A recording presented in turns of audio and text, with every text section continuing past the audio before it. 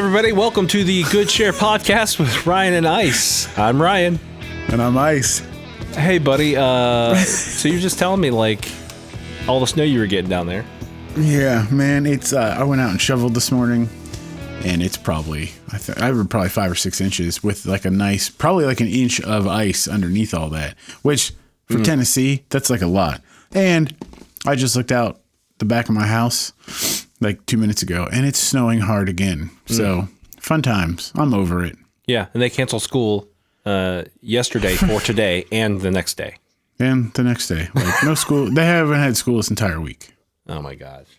Yeah, but I think tomorrow is supposed to be a little warmer, and Saturday and Sunday is supposed to be like 40s and 50s. So it will all be melting away soon. Oh, I can't wait But for freaking spring and summer. I have not left my property since Sunday.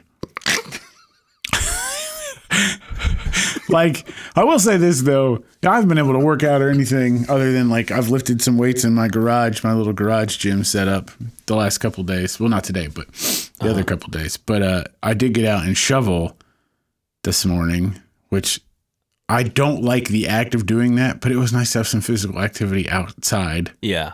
Like, that was enjoyable. I can't stand snow, like, at all. Andrea, I think, my wife, she likes it a lot. And not a lot, but more than I do. Yeah. And I think she likes shoveling because she's done it a lot, and she's shoveled the neighbor's driveway. Really? Yeah. Wow. Yeah. I just stand at the window with a hot tea and go, wow, look at that. You missed a spot over there. Yeah. Man, look at her go. Yeah, that looks terrible. Nice and warm in here, though. Yeah. So the idea is that we would maybe continue on our discussion about what we were talking about at the end of the last episode. Yeah, well, I feel like we kind of left it like there was more that we should cover. Oh, for sure. So we were just getting into the landscape and how different it is now versus when we were playing, when we were in our early 20s, late teens, right? Yes. Yeah. And then the only really the only thing you could do is be in a room with other guys playing music and recording this stuff in real time. I mean, or playing to records at home by yourself. Because I mean, we had internet where I lived, but we never didn't have dial-up. Yeah. We always had dial-up. I don't remember living in Coshocton and not having that. That's all we could get, right? Yeah. So file transfer stuff. Oh, that was not a thing. Well, you could do it, but you'd have to like save it to a hard drive and mail it to somebody. Exactly. You would send it away. Right. Yeah. Right. I mean, I remember reading about that in like Modern Drummer, probably towards the end of like high school, or maybe like about sending files that way. Well, not through the mail, but like people doing stuff over the internet, you know, in like bigger cities where they actually had faster internet. But that was like such a new thing, doing the file transfer session where like, I tracked drums on this record for someone in England. You know, I've never met them. Yeah, right. And I remember thinking at the time, like, that's so crazy. Like, that sounds so futuristic. And here we are. Now it's like how, I'm not going to say most, but like a lot of records are made that way. A lot. Which we were talking about this yesterday before we started rolling on the podcast. And it just made me think of like, I mean, I can remember I was in college in Philly in 2005. And I remember one of my drum teachers, Eric Johnson, telling us about YouTube. Like, he's like, have you guys heard of this website called YouTube? This was before Google owned it. Oh, yeah. I mean, it had like, it was literally still a thing where like people just uploaded. There were like maybe 20 videos on there. Yeah. Like it wasn't like the Google of videos. It was just like a web page, and it's like what there was is what you could watch. And they were like home videos or like funny things. The quality was pretty rough. And sometimes it would take forever to pull. You remember? Well, when if you there were would still be, in like, if you were still in days where- Coshocton, Yeah, right. dial up. Do you remember like where there would be days where it wasn't even accessible? I remember where I don't remember that. But I don't doubt it. when you typed in YouTube.com or whatever and went and there was a blank white page. Wow. Yeah, I remember that. Yeah, So- I don't know if too many young people even realize that Google did not build YouTube. Right. I don't even Which know who did it. I always forget that Google owns it, to be honest. To me, like, I still think of it as YouTube. You know what I mean? Like, yeah, I don't know either. But my point with that was going to be like, today, I think if you're 10 years younger than me, maybe not even that much, but I think it's safe to say if you're 10 years younger than me, if you're like in your mid 20s, it's like normal for you to have grown up thinking, oh, well, I can record at home and send files to people, and I don't ever have to like play in a room with people. Or the other part of that is like YouTube or other social media. I can like just play drums over this song I really like and do a drum cover video and upload it. And like if you monetize that and you do that a lot, then you can be like, well, I'm a professional musician. I make money doing that. And I'm not saying that people that do that aren't good. There's a lot of people that do that. Probably play circles around me on drums. But like, to me, that is not, you're missing the biggest, most fundamental like skill and perk of playing music. And that is like the fun of playing with people. Yeah. Yep. And if you grow up never really understanding that, like I to me, it's really hard to think like, Weird, isn't it? it's really hard to think like, oh, just playing drums in my room and doing tracks for people. That's how it is. And that's all I know, right? That would be that's all I know. Like going and doing a session in the same studio with people, like a full rhythm section tracking. That's a whole nother experience. Yeah. And it like, there's pros and cons to both, but I really feel like, I mean, I do a lot of file transfer stuff now, partly because that's just the way the world works. It's financially easier for artists to do that because you don't have to go rent out a big studio and pay for an engineer. Although I was thinking about this the other day, and you know how people say, oh, well, it's cheaper to do it that way. And it's like, well, it's only cheaper to do it that way for the artist. Yeah. Everyone else that's involved, like, has to make an investment that they don't really see a return on money wise. Right. For instance, if like I'm a nobody, but let's say I was somebody and it was 20 years ago and I got called to do a session, like a record for somebody. Mm-hmm. All I have to do is show up with my gear. But I have a guaranteed your drums and any percussion, whatever. Like, but you wouldn't necessarily have to bring any cabling or any microphones or preamps or console. Right. Exactly. So, but I've got a guaranteed day rate or a session block rate or whatever. And that's what I'm making. Mm-hmm. Today, and I guess I was thinking about this because I just had to make an investment to replace some stuff that went bad. Yep. After a year of like, really, for all intents and purposes, like not really working. I mean, I think we did very about 10 little shows. use. We did about 10 shows with David last year. Oh, right. So like financially, I'm not in the best spot I've been in my career, but the studio where I can actually track for people is one of the few things I can do during a pandemic that makes a little bit of money. But I have to be able to record. So if I have gear that goes bad and I can't do that, well, I have to be able to do that. Right. And for for drums. Yeah. For drums, it's the worst. It's the worst because you have to have multiple inputs and you have to have good, not like the best, but you have to have good outboard gear.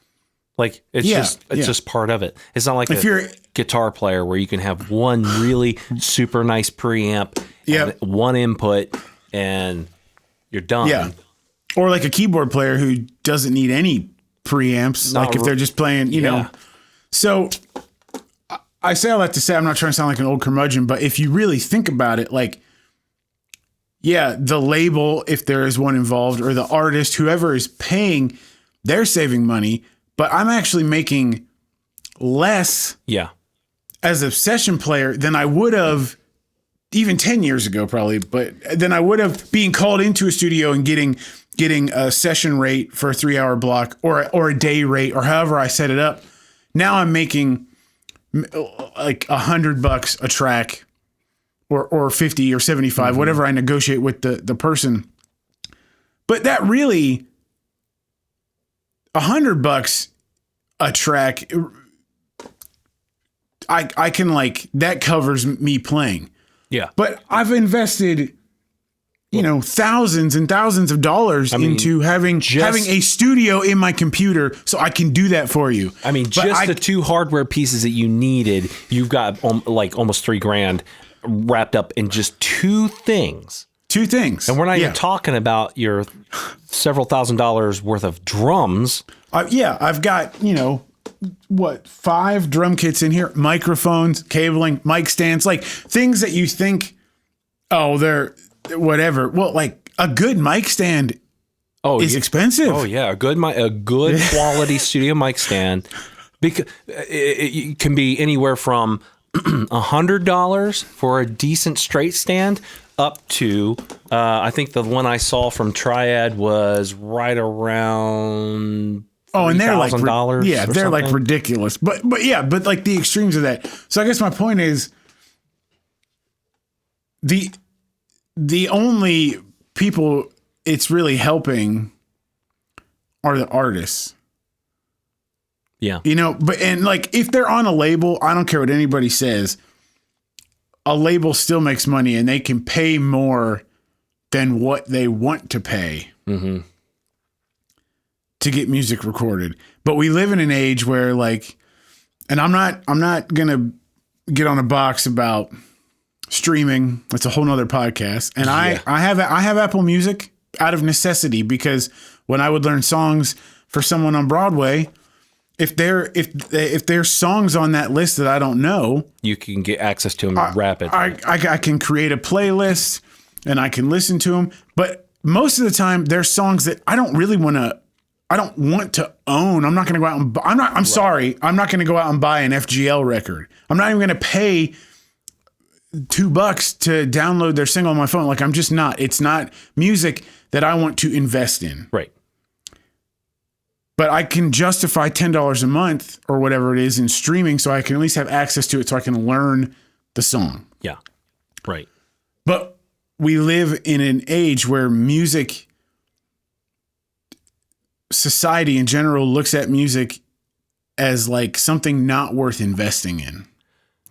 So I get the fact that it doesn't make the money it used to. Therefore, we can't invest the money into making it. But that's part of the reason music isn't that good. I think it really is. You get what you pay for, and if you're not paying for it, you can't expect it to really be any better than it is. Right. Either in a quality of content or in a quality of like the recording. Either one, you know what I'm saying? Yep. Like, for sure. Like, that's a whole other thing. But my point of that was, I wouldn't be, and I'm not saying I'm super session guy, but like, had I not developed the skills doing sessions with people in person live in the same studio, it would make this a lot harder. Mm-hmm. Because you learn how to like offer up an idea in a very like diplomatic way or an unattached way. Like when you're on the floor with 4 other guys and you're trying to figure out something cool for the bridge, and I say something, and then like, let's say I say it in a way where it's like, well, this sucks. Let's try this. That's not really going to go over well. No. You know, if they get like say the acoustic player is like really like, well, what if we do? And I'm like, no, that's terrible. That's awful. Let's do this. Guess what? I'm not getting called back to play with those people. No. But if you say it in a way of like, yeah, let's try it, and you do a pass, and you're like, well, hey man, I like that, but what if you did this instead of, or did this with that, or maybe change it just a little, and also learning to be unattached. Oh my gosh. To your ideas. Best idea wins. That's how it should always be about serving the song. Best idea wins. But if you only grown up like just in your bedroom tracking drums for people, and you have correspondence via email where you can't read someone's tone because you can't really hear them talking, you don't know if they're, you can't hear the delivery. I think people are, you're more inclined to be attached or be defensive of a choice you made. Yeah. And I just think as a session player, your goal should always be to play for the song and to serve the other, especially as a drummer, to serve the other musicians and make everyone else sound the best that they can. But if you're not in a room with those people and you don't even hear what the other parts are going to be yet, because let's say you're just tracking to like a demo of a vocal and a piano or a vocal and acoustic. Yep. A very slim rhythm How section. can you have to be able to think like you're in a room with other people playing and what they might do. But if you've never done that, how do you do that? Yeah. Oh boy. Do you know what I'm saying? I know exactly what you're saying, because we've been transferring stuff back and forth, right? And whenever I send you something, I have a very, very loose idea of what drum part I use to kind of build the basis of what I kind of thought of, right? And I try to complete my thought. And most of the stuff we've been bouncing back and forth has been instrumental. Not much vocally driven content, but I try to play the thing I think sounds nice, like the hook or the riff. And then the other part of it, I try to leave it kind of open. But it's really tough if you're talking like bass part, because bass and drum, man, they go, they're together. So I hate sending you something that has a bass line in it, because I don't necessarily want you to follow it exactly, unless it's riffy. Sure. Right. Or if it's like a vocal, like a pop tune, I mean, chances are the bass and drums are usually going to be locked. Yeah. At least somewhat. Right. Yeah. But I hate sending too much to. See, that's the other thing. Like, people that aren't familiar with producing have a very unrealistic idea of what that is.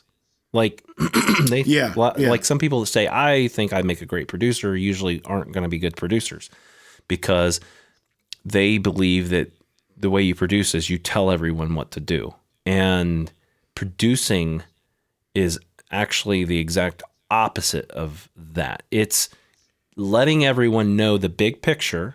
Like, here's where we are. This is where we want to go. Take me there. And they let the musicians do what they do best, which is create these interesting parts, because no one's played the same parts more than the guys that cut the stuff. Right. Yeah. I mean, you just made me think, like, I can remember sitting in, watching sessions at the tracking room with you, or even what was it the Fun House? Was that the other? Yeah. like I think I went with you and Timmy a couple times, and there was one at oh man, what was that one that we Masterphonics. Yeah. Right And off then the- what right was off the rail. yeah.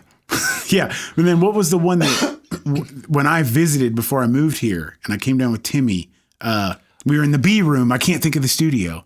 Oh my gosh, what is that studio? I can picture the A room and the B room. Oh my God. It's down there down past Belmont. Not Ocean Way. I mean, No, we not were Ocean Way. but Yeah, Ocean Way a lot, but no. was it Westone or not Westone? Was it Westone? No. Oh, it's going to be so frustrating.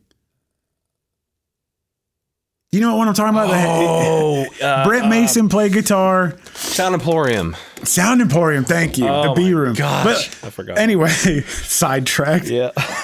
The thing I remember, all those sessions, especially ones at the tracking room, but all of those were like different things. Like some were demos, some were limited pressing, some were master sessions, like and they were all different producers and all different players. The common thing I remember is that a good producer gets good players that he likes, that he also knows work together well. And yeah, they don't have to say much. I mean, records can be produced a lot of different ways, but I remember just thinking like, man, most of these producers aren't saying a whole lot, and they definitely weren't dictating like, you do this and I want you to voice it this way and play this fill here. If they did offer anything, it was never specific. It was really conceptual to like get a spark going between the players to develop something. Right. Unless there was like something on a demo that was like a real signature licky thing that it was like, listen, I need that in there because the A&R person from the label really likes that hooky guitar thing. Mm-hmm. But beyond that, a good producer gets players that he can trust to play the right thing. Yes. Right. And you talking about me and you sending files back and forth, it's kind of not the norm just because you and I played together for so long that I think we kind of can think about what each other's going to do. But like, I'm assuming from your perspective, you probably send me something and trust me enough that you don't have to give me a whole lot of direction. Yeah. Unless there's something really specific you want, you're just like, hey, what would you do on this? Yeah. Well, the thing is like, it's as simple as this. A lot of these producers I worked with alongside when I was engineering in Nashville, they did exactly what you said. And the majority of them were very talented musicians. Like some of them could honestly play just as well as anybody out on the floor. Yeah. But just like mostly everyone, they are good in one particular instrument. Like my strong one is guitar. I can play others, but my strong one is guitar. I can't play drums. Like I've tried playing drums and I think I could catch on, but I'm just not a drummer, and drums just don't do it for me. Right. Sure.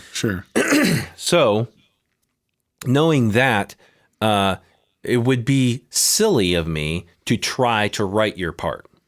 Right. Because I could tell you, 2 and 4 here, and we're going to do a double, every other bar here. You're going to drop the snare, every other bar at this point, and we're going to go to cut time. Sure.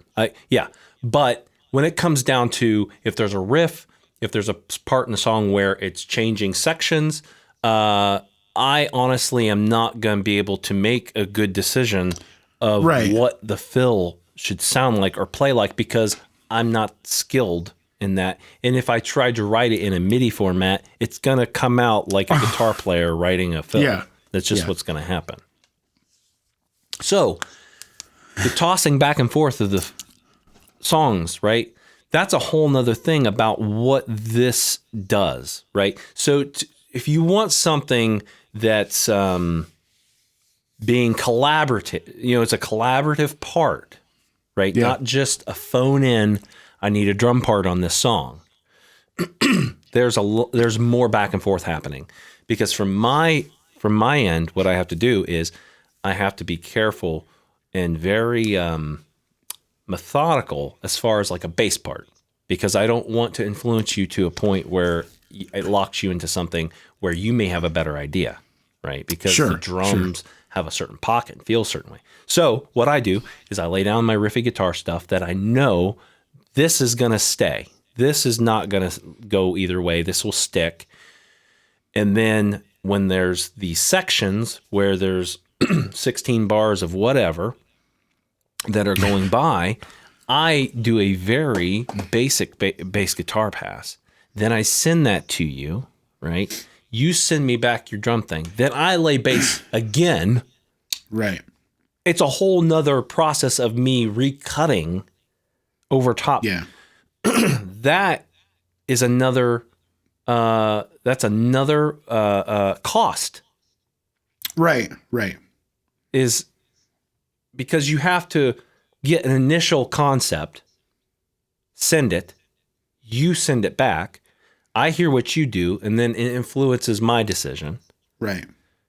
And then sometimes I have to send it back again. Well, I was just going to say, so, sometimes the whole file transfer thing can definitely be easier in the sense that you don't have to try and get 4 or 5 people to all agree on a day that they're in town, that they can be at a specific place and work together. But that whole thing we just described would happen in the span of 10 minutes or 5 minutes if we were all on the floor together. Absolutely. Because the bass player is reacting in real time to what I'm doing and vice versa. And it would probably feel better. Well, no doubt. But like we can come to an agreement on parts in real time. Yeah. So it isn't like, okay, I spent 5 minutes tracking this and then I'm going to spend 2 minutes bouncing it to a 2-mix. Then I'm going to email it to you. And then, you'll open the email when you get to it, which could be an hour later. Well, then you're like, okay, well, let me try this bass. Well, now I like what you did there, but it made me do this on bass. So can we maybe just punch this one section because I think this, and then it's tomorrow until I get right. Right. And it's like, man, that would have happened in 20 minutes. We would have a whole track done in 20 minutes. Yeah. All that stuff would have happened within the span of 20 minutes. We'd be moving on to the next song. Yeah, exactly. So there are pros and cons to both. The one thing I do like as far as a pro to doing it in my own space is that I have access to all my gear. Sure. Right. So it's like, man, if I hear something where I want to change out a kick drum or I want to throw up a bunch of different cymbals or, I mean, you can't see the shelf and they're not all on the shelf right now, but I've got I'm not bragging. There are dudes that have way more snare drums, but I've got 12 different snare drums. Right. It would be impossible. And I've got, I mean, five different bass drums here. Like I couldn't bring all that even on a session. Even if you did, right, you would be under the gun with switching that stuff. Right. And then it's like, if I make the wrong choice, well, then I just wasted 10 minutes pulling this bass drum out, putting this one in, and then the engineer's got to dial it in, and then, I actually like the other one better, or whatever. And it's like, and then the assistant has to go round everybody up from the lounge and pull them back into the room. Yeah. And so I've just cut into the budget there because I've wasted time, 10 minutes we could have been on our way to another song. Mm-hmm. Where here, at least I'm not wasting anybody's time but my own. Yes. Right. But the con of that is you don't have instant feedback. No. And I might think it is the right choice, but then it's the whole thing of, well, then I send it to you and you go, oh, I don't know, man, that kick drum sounds a bit woofy for this. And I think the hi-hats you used before were, like all this stuff that I don't have the producer and 5 or 6 other people kind of reacting to, like, I don't know, man, and I know that, I'm the drummer and I should make those calls, but at the end of the day, it comes down to who's paying you. So if it's a producer or the artist and they don't like it, well, then you do what they want. But we're talking like with all those decisions just being made, if you were doing it in a file transfer way, that's like 3 days. Yeah. And this all circles realistically back to the value. Right. Because there are people. Yeah, no, I'm pulling back from this, right? So there are people that are like, I don't hear the difference, right? I don't hear the difference in those hi-hats. I don't hear the difference from 14 and 16-inch hi-hat. I don't know what you're talking about. This is silly, right? So there's people that have their kit or their thing tuned in, right? And they never change any of it, regardless of the genre or the song. They just change the way they play, the feel, that sort of stuff. I'm not saying it's good, bad, or whatever. I'm just saying that is another indication of value on music today. Because if you can crank out 10 songs in a day for people and not change a thing, because most of them don't care. They just want to hear boom, tat, right? Right. They don't care what it sounds like. And did he use a 22-inch kick? Yeah, I don't know if I can handle that. Right. So there you go again. And the reason why a lot of stuff sounds very similar.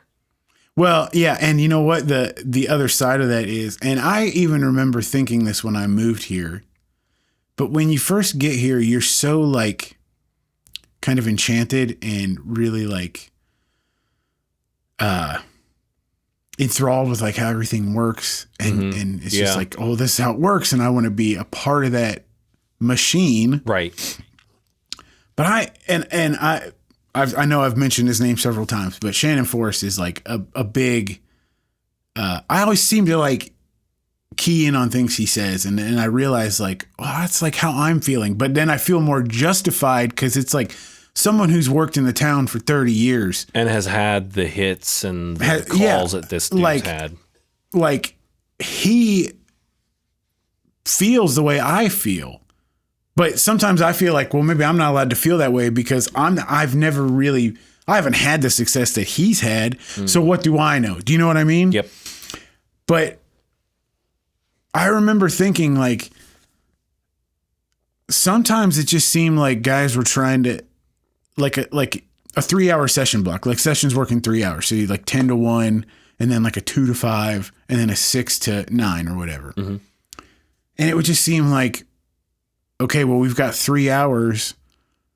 So that's like, if we're trying to get 5 or 6 songs done in a 3-hour block, if it's like a demo session, or even if it's a record, some records are made that way. Like that's cranking, man. So by 10:30, 10:40, we got to have at least a song done.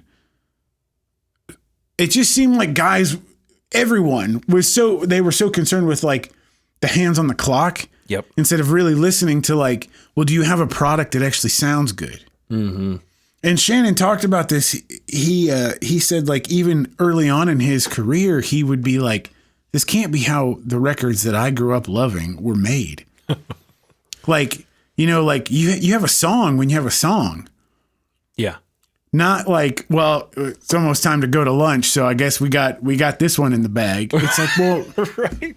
Maybe you do, but if you really listen to it, maybe it sucks. Yeah.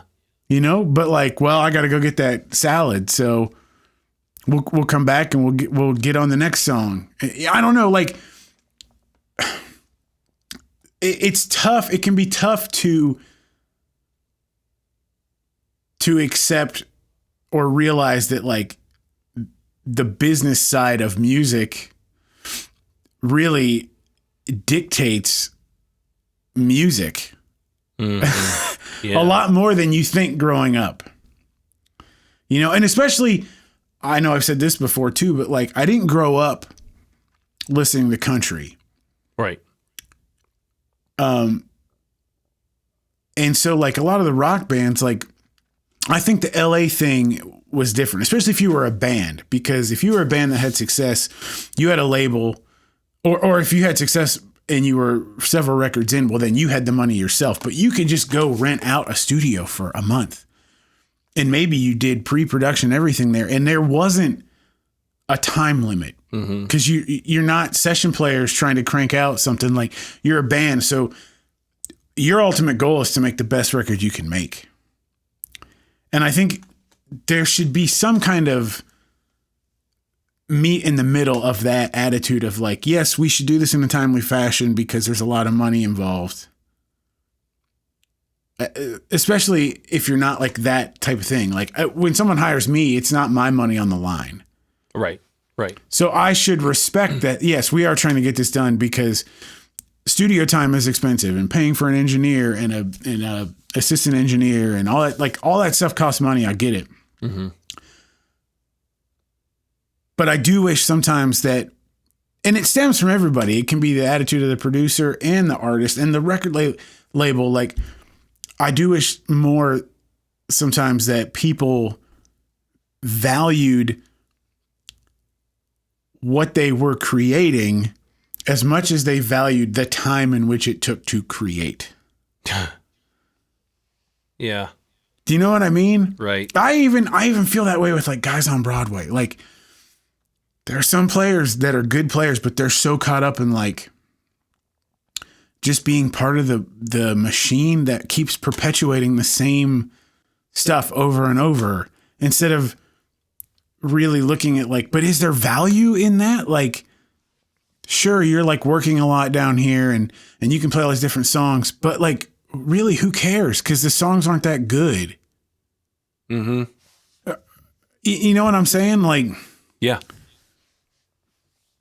There was a guitar player that I just played with back in December, and we were talking about another guitar player that we both know who's the guitar player we were talking about is a very, very good friend of mine. Probably one of my 3 favorite guitar players.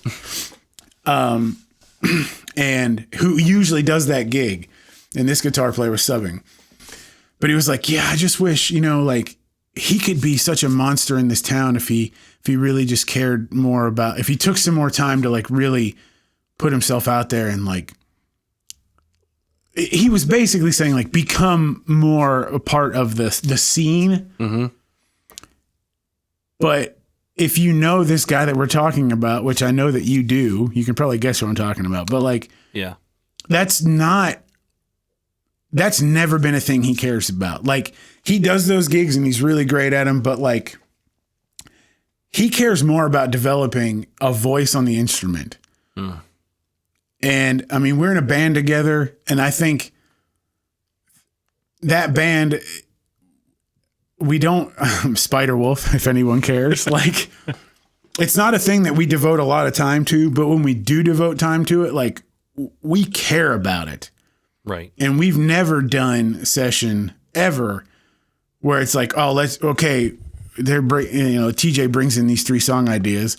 Let's crank them out. It's like, well, maybe we will, but if we only have time to get 2, but we get 2 really kick-ass songs, you develop them.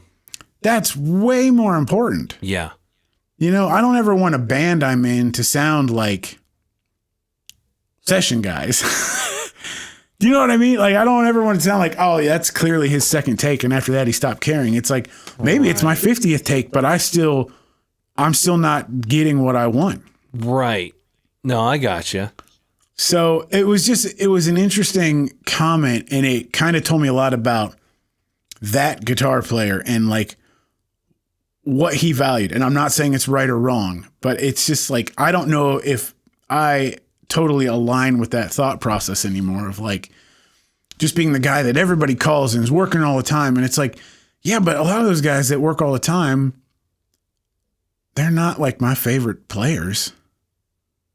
Not saying that they're bad, but they're not like, I couldn't pick them out of a lineup.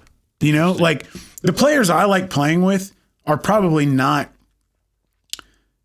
like the best guitar player or the best bass player, but they're my favorite people to play with because they have a thing that they do. And when I play with them, I feel like their thing and my thing work really well together. Yeah. And they make me play better, and they tell me the same thing that they play better. Like this guitar player we're talking about, I remember once we did a gig with another artist that we work with, and it had been like probably a year since we played with this guy. And it was a bass player I'm just going to say it was Ben Owens on guitar, one of my favorite guitar players, and Corn Perry playing bass, which is basically 3/4 of Spiderwolf. Mm-hmm. But we were playing for this artist that we have recorded and played for a bunch, Tom Schreck. But it had probably been like a year since we had played a show with him. And this was like 3 or 4 years ago, maybe even longer ago than that. And he was like, "Hey, I'm going to do this show. Let's do it." And we miraculously, we were all off the road so we could do it. There was no rehearsal or anything. It was, and it was like, I think it was like a record release or something. It was like kind of not like a big show where a lot of people there, but it was like important to Tom that it goes well. You know, you don't just want to go and tank it. Right. And we had all played on the record, so we were learning or relearning our parts that we played. But I'm not someone who really listens to a lot of the stuff I've done once I've done it. So, you know, I can play on a record and then not hear it for months and then be like, "Oh, I don't remember how this song goes," or whatever. But we showed up and we did like 2 songs at soundcheck maybe. And I just remember we went out and grabbed a bite to eat before the show, and Ben and Korn, like the 3 of us hadn't played together in any context for like a long time. And Ben was like, "Man, when the 3 of us are together, it's just like this big comfy couch where you can just like fall back into it, and it's like it's just there. And it's like not going anywhere, and it's great. And it's like he's like, we don't have to think about what we're doing. Like it just happens because we have this thing. We played together in the Chris Weaver band for like 7 years. We're the only people we played with pretty much for 7 years. So we developed a relationship of like, I mean, I'm not joking when I say this. There were nights when Korn and I would make a mistake in the exact same place of a song playing with Weaver. Like not like a mistake like anyone would notice, but like just some like weird pattern in the kick drum bass thing or something. And only he and I would notice, but we would laugh so hard.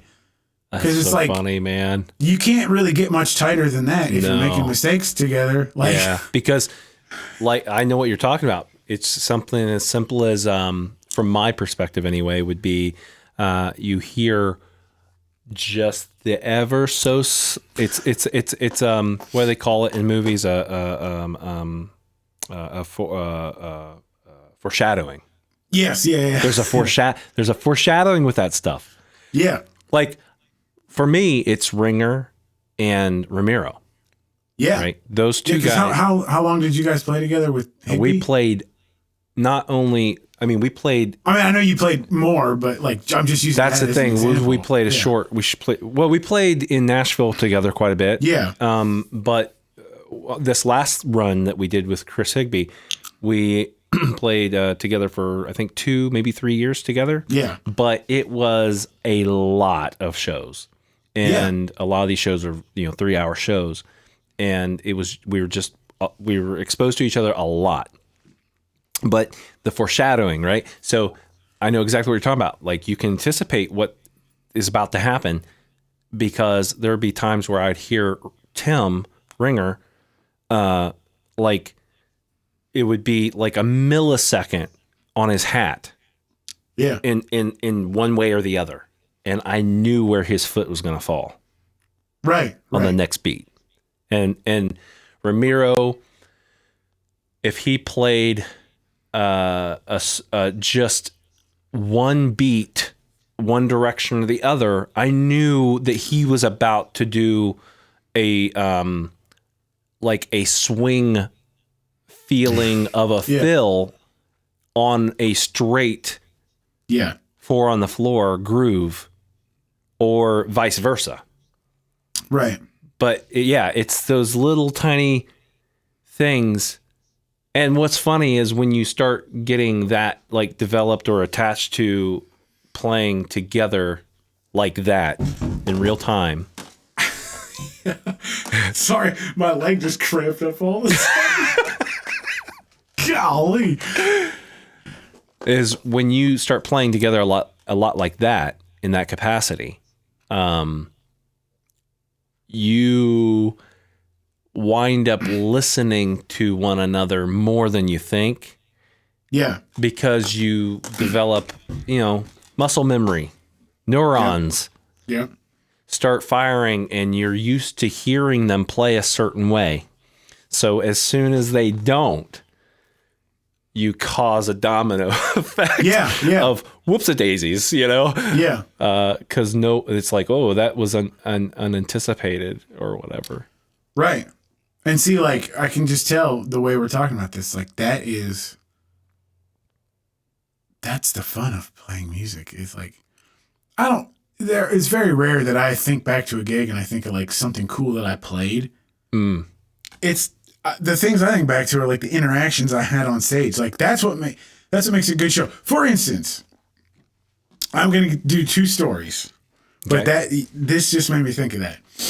I remember early on when I was with David, there would be nights where I would like come off stage and I felt like, man, that was a good show. Like I felt really locked in with the click and it just felt like, man, really good. And the other guys, or especially David, like would come off and it was never like, oh, he thought the show sucked or whatever, but he wouldn't be as like jazzed as I would be internally about how good I thought the show went, right? Mm-hmm.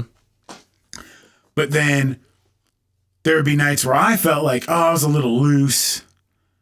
I didn't feel like I was as tight as I should have been. But I could just tell like the whole show, you know, David's energy is like really up and he's on a talkback mic, like, you know, just saying stuff, which usually almost all the time that's good if he's like really chatting because he's like fired up. And then you get back on the bus after the show and he's like fist bumping and he's like, he thinks the show is great. And I'd be like, man, I feel like I personally had a terrible you know? Right. But what that taught me, and it took me a months to like put this together, is that David isn't listening to like every nuance. Well, time, your time should be good. But I mean, you're going to have nights where, oh, I'm a little up on the click or I'm just a little weavy or whatever. Like maybe I ate something different or I didn't get a run in that day or maybe I'm just really feeling the crowd. So I'm over energetic, right? Mm-hmm. And I'm like trying to dissect that in real time as it's happening, feeling like, man, I'm just flaming with the click all over and this show's not going great and I should really rein it in, right? Right. But David isn't listening to that. He's not being super over analytical about the things that I'm thinking are terrible. He is just feeling as energy. Mm-hmm. And that is what is making him feel like the show is good or bad. Right. Because the nights where I feel like I'm really locked in, maybe I'm not playing as hard. Or maybe I'm not conveying, even whether it doesn't even have to be like a volume thing or velocity thing. But like maybe just by playing a bit more controlled, I feel like, man, I'm really locked in. Gosh, this feels good. Like bass and I are really locked in. But he's not getting that that kick in the pants from me. Right. Well, that it's that about... he wants. And you can say what you want about a good or bad drummer in a band, but there is no doubt that the energy, the generation of energy, like that is the drummer's number one job live is to generate energy. Make people move. That like no matter how energetic the rest of the instruments are, they don't have the same kind of power that drums have to convey it. Percussion is... And that's, I'm not trying to No, it is a massively important part, but I think it's a fundamental, deep down ancestral, what am I trying to say? Like a visceral. Yeah. You know? Yeah. The beating of a drum, the percussion. Oh yeah. Well, it stems from like that drums, you know, you can go back to like a guy with two sticks on a log. Like they started as a form of communication. So drums are communicating energy to the audience and to the people you play with. Like, so all that to say, like I started, there's still nights where I'm overly critical in the moment of myself. Cause like, come on, Ice, you played this song 1,000 times. How are you rushing that last bar of the bridge or whatever? But like, I guess once you know that, like, okay, well, whoever I'm playing for isn't going to fire me because, oh, you were really up on the click there at the end of the bridge. Like, he loves that shit. Right. You know, he wants that kick in the pants. It's a feel. Now, I can't just go racing off and ignore everything else that's happening, but that, I think that as a live drummer today, that's like your biggest challenge and the thing you should work on, because almost everything you do is going to be tied to a click and tracks. Yeah. For 90% of the show. So you can't just use a tempo change or a feel shift. Like, you can't just use that to generate energy. It has to be more in like the feeling you create while you're playing. Yeah. Where you're laying your backbeat, that's like right. all that kind of stuff. Where you decide to lay the pocket of that song, Yeah. or that particular section at that particular time. Right. And it's as simple as just moving a note. Yeah. Yeah. Yeah. Oh, yeah. Well, like, how do you place your high? Like, everyone has a natural pocket. Every instrument that, no matter what you play, everyone has a natural pocket. Yep. But you should be, and I'm still working on this. I'll work on it till the day I die. But you should strive to like be able to manipulate your natural pocket to what serves whatever you are playing in the moment, whether it's an entire song or a section of a song. Because a lot of times, like a verse, maybe you want it to lay back more, and then the chorus you can get a little bit more on top. Right. Or vice versa. Maybe you want the verses to be a little angsty and on top, but when you get to the chorus, you really want it to like bloom and open and have this big feeling. Come way well, back. I'm gonna try and lay the snare drum on the backside of the click. It's amazing how much, even at 90... And we're talking like milliseconds. You but know? it really is like when you're performing, it's amazing, like at 90 BPMs, how much space you have. I mean, any tempo. Oh, yeah. But yeah. I'm just calling Well, the faster it gets, the harder it is to do. It is. Because you do have less space to work with. Right. But yeah, I think anywhere between like 90 and 100 is a real magical tempo too. Or I would even say like between like 80 and 100. I was going to say 80 and 100. Like, yep. You can manipulate the feel You can. a lot. Yeah, you get much slower, like around 65. It can bite you. What ends up happening is if you go behind, it winds up dragging like hardcore. Right. But yeah, 80 and 100 are probably my favorites. Most of everything I've ever listened to pop-wise has been right there in between those two time signatures. I don't even know if time signatures is the right way to say it. Tempos. Yeah. But that's something that I learned quickly when we started playing music together the very first time, because you were super into Dave Matthews Band. And yeah.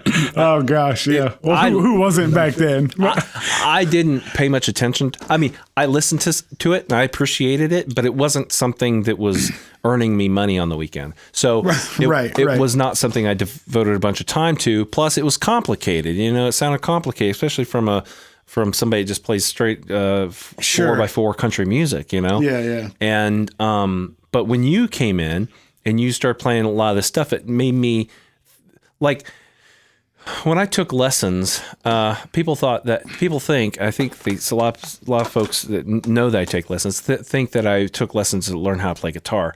And some of that is true. Like, I learned how to play some stuff, and technique I learned to clean up.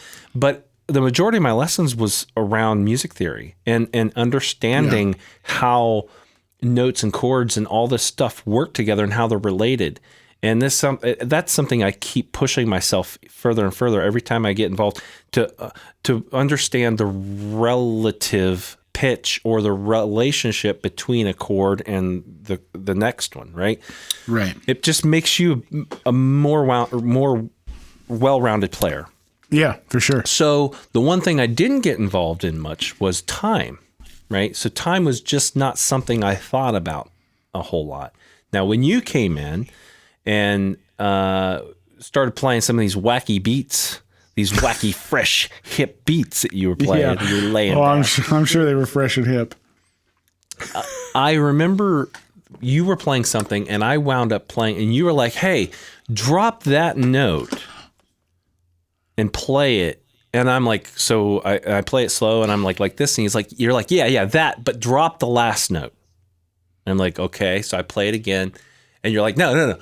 Now put the first note where the last note. I'm like this, and I played it, and it sounded really weird. You're like, yeah, that's cool. Just keep playing that. And you had me play it, and I just played it over and over and over. And then you played what essentially was I was playing a 3/4 over a 4/4 that you were playing, but I was coming back every third bar. I do remember this. Yeah. Right? Is it every third? It's every third bar. It's something. Yeah. Third or fourth bar. Yeah. How does that work out? So it's rotational. Yeah. It's every fourth bar. Every fourth bar, I land back on 1 with you. So it just keeps moving. So my 1 is 2 on your count. And then I play and I rotate and I come back and my 1 is on the 3. And then my 1 is on the 4. Then my 1 is on 1 again. Right. Yeah. However that works out. I remember that song. This is maybe 3 bars. Yeah. Anyway, so I did that and I was like, well, it was like, it was huge. It was like, oh my gosh, this is nuts. And then when that happened, I had that moment, it then changed the way I thought of time completely. Like that thing sparked a whole nother, like how I thought time. And now I find myself, my personal feel, I like being back. It's just where I like to, I feel like I have space and it creates a nice, like just easy, like chug, like I guess. Yeah.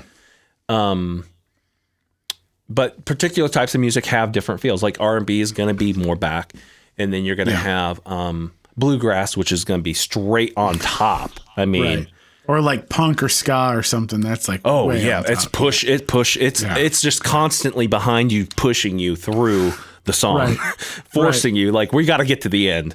But anyways, everything that we talked about in this episode here was directly related to how in person, real time music making is important, not to have it be lost art over the ease of use of digital transfer or digital session work. Sure. I think it ever will be, but I think it's something that that's all you know because you studied YouTube as a player from the age of 8, 9, 10, whatever. Yeah. And now you're doing Fiverr gigs or Air gigs or whatever it is. Yeah. Which is not anything wrong with that. Like it's a great way to make money, but I just feel like you cannot undervalue playing with people. No. Musically interacting with people in person in real time. Yeah. That makes, to me, that's the fun of it. Like, I like doing sessions here by myself, but there are times, most of the time when I'm doing it, I'm like, man, it'd be so much more fun if like I was in the room with people. Just having like, I'll be honest, I told you this, but like, I'm not, when people ask me like, what do you practice or how often do you practice? I am not I'm very honest in that. I'm like, I don't do it as much as I should. Yep. I'm not a good spokesperson for drums because I'm not a fan of like drums on their own. Mm-hmm. I can only listen to myself play for like, I don't know, a few minutes. My joy is like creating music with people. Yeah. And like, I should definitely practice more than I should, but it's tough from that perspective of like, I can't just listen to just drums for an hour. Right. I'm the same way with guitar. I'm the same way. I hate it. Like the fun of music is playing with people. It's not so much playing. I mean, I love drums, but it's not so much like playing that instrument that brings me joy. It's playing that instrument with other people in a room is what makes it fun. I think, you know what I think? I think if you're like that, which I think there are a lot of us that are, if you're going to do anything, and I think you're this way, and I am, is if you're not going to be in a room practicing shedding, right? unless it's for a gig. That's a totally Yeah, different if gig. I'm learning songs or something, sure. But If there's the time in between that you're not doing any of that, I think honestly the best thing you can do for yourself is just educate yourself. Like, yeah, just learn something new about what it is that music is, why it is, relative Yes.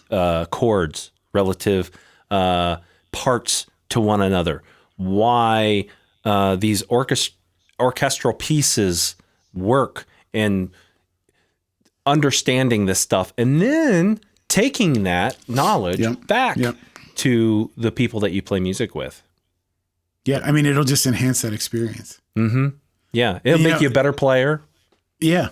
Make you a more well-rounded music. That's something I definitely regret, is that I wish I would have, and I'm not saying it's too late. I should probably devote more time to it, but I wish I would have taken piano/music theory. Like, I wish I would have put more time into that, because if there's one insecurity I have about myself as a musician, is like, I wish I had ears to like hear stuff and just know what it is. Like, if I have to chart out a song, I mean, if I'm just charting it out for me, I'm just making a quick drum chart, which takes like one pass through a song and I've got it.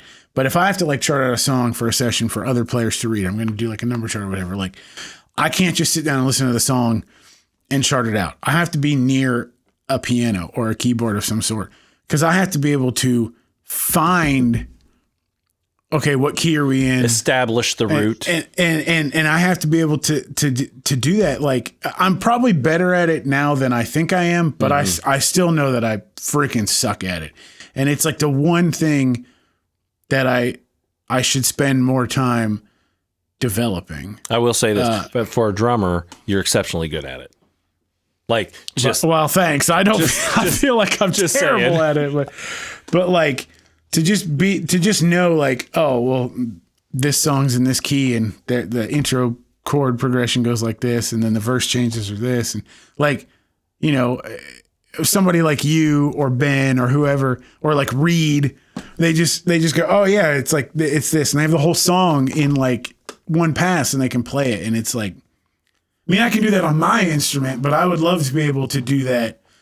I don't have to like be able to play piano, but just to be able to chord through songs, really, even if it was real Neanderthal, I don't care, but just to be able to know, you know, I can read a number chart just fine. And if I'm looking at it and I'm hearing it, then I can go, oh, okay, well, I know what the next chord's going to sound like. Right. But it's just, I don't know. That's like that's the one insecurity and the frustrating thing that is still like a musical thing I want to develop, more so than like anything on like that's like drum related in particular. I see. Well, the real key whenever I do that kind of stuff, it's all visual, right? It's every bit of it's visual. So I see a fingerboard. Sure. And from your thing, it would be seeing a keyboard, which I can't process that, even though I've been like working on playing a bit. I'm nowhere near good enough to do anything in front of anybody. But that's another thing I wish I would have done early on, but no one pushed me towards it, and I was too stubborn to do it. But like, I would love to be able to just pick up an acoustic guitar and like strum chords. But I think now, genuinely, I think that like, I don't know. I mean, because I have a guitar up here with a method book that used to be my brother-in-law's, and I've sat down and tried to do it, and I cannot make my fingers do some of those positions. Yeah, it takes. And I think at 37, I don't know.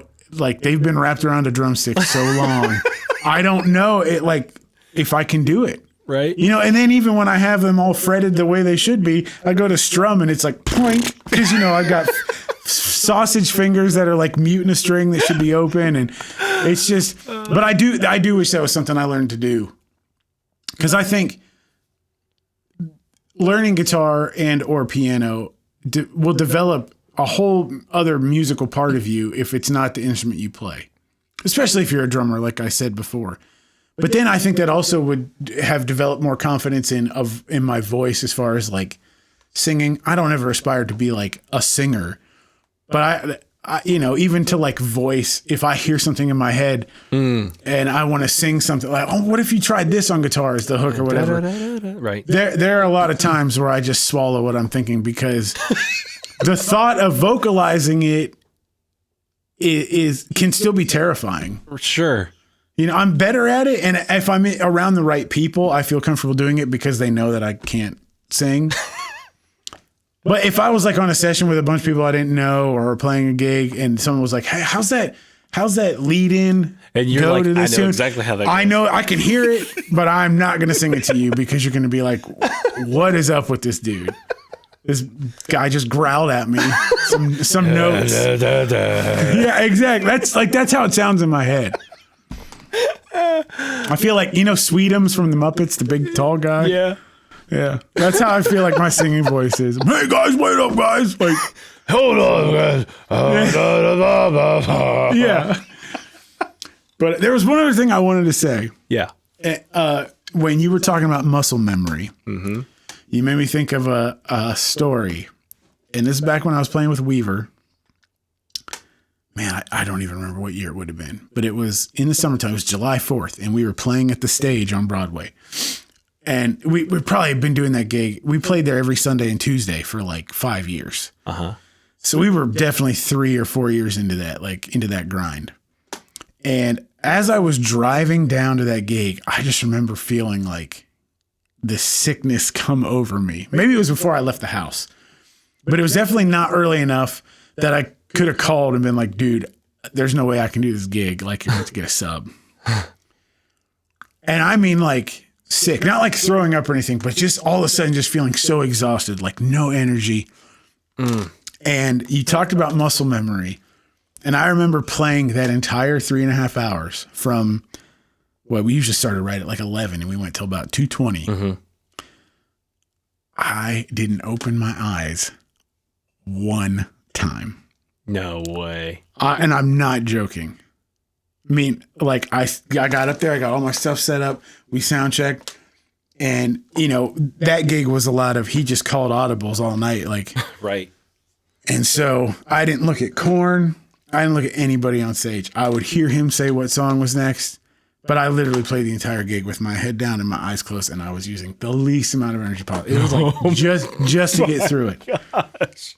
But like, it was so ingrained in me what we did that, like, I counted off the song and we played, and it was almost like, I guess my point of that story was the relationship I had with the people in that band at that point. It didn't require even an actual visual connection. Wow. Our musical connection was there because we were playing the same 150 songs or whatever, 4 hours a night for 4 or 5 nights a week for 3 or 4 years. Like, right. So yeah, that's the only time it's ever happened to me. Like, I just felt so exhausted. I just remember just play the gig, play fills. Oh my gosh, and man. I'd hear him say the next song. And if I started it, I would count it off, or, if Ben started or whatever, I would let him start it. It was like one of the only nights that I didn't really play to a click, because I would always have a click in my ears, but I think I didn't even set it up. Wow. And you know what? That leads me to one more story. And I know we're like at an hour already. Yeah. But talking about muscle memory, I used to play this game with Ben a lot on the Weaver gig.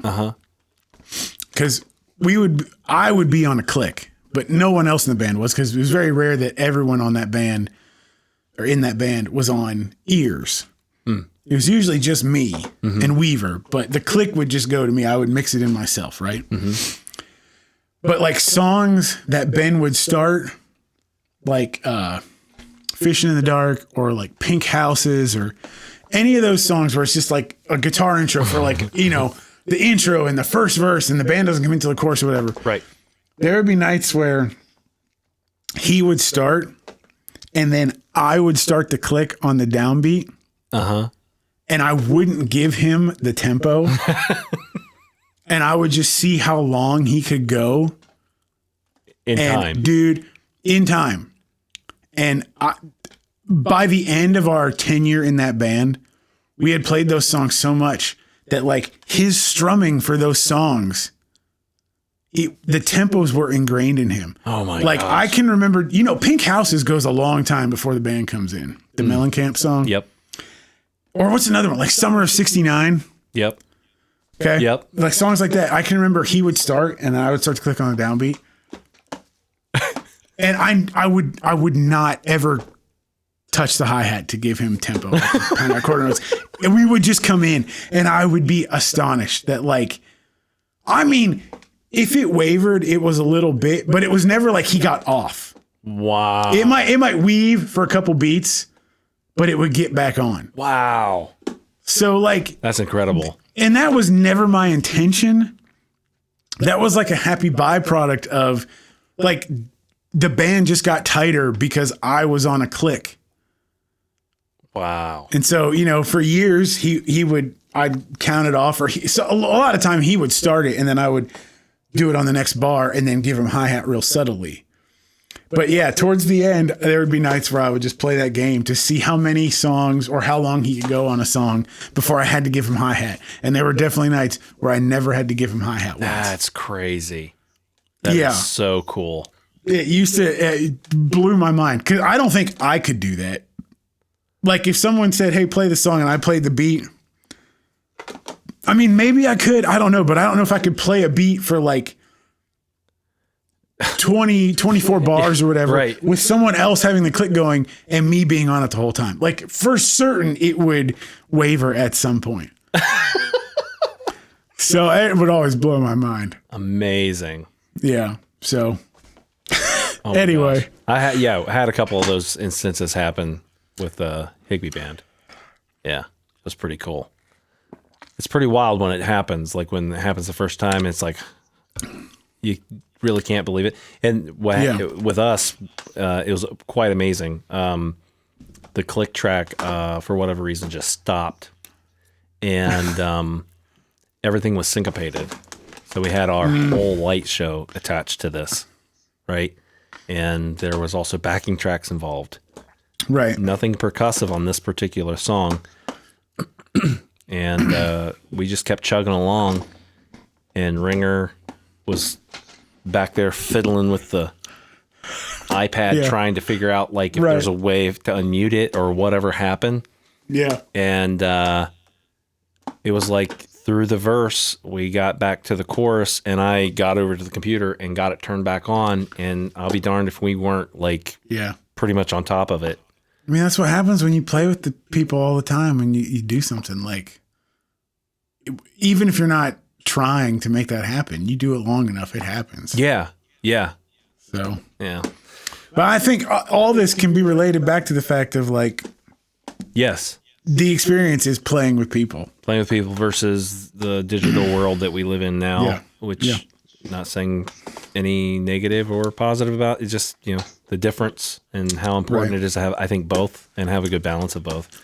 Yeah. Especially after COVID, right? Oh man, I can't wait to get back out there. I'll tell you what though, I really got to pee, so I think this is a good place to end. A good share. Yeah. Thanks for listening to the Good Share podcast. If you enjoyed this episode or just enjoy the podcast in general, give us 5 stars or thumbs up or whatever it is that you can do through the apparatus that you're using. If you happen to be watching us on YouTube, be sure to smash that like button, subscribe, and ring that bell. You can also find more content and more about the podcast at www.goodsharepodcast.com.